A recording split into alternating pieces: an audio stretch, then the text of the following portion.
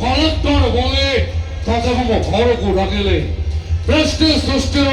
mobile তাতে coffee offer করা হারাম জাদা এতে সাহস কর তুধা হাতটা ধরে পকালো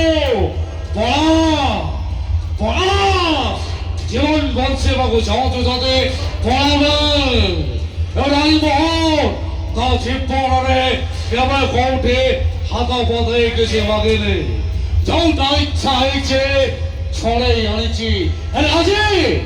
এই পবিত্র যাজপুর মাটিতে ঠিয়া হয়ে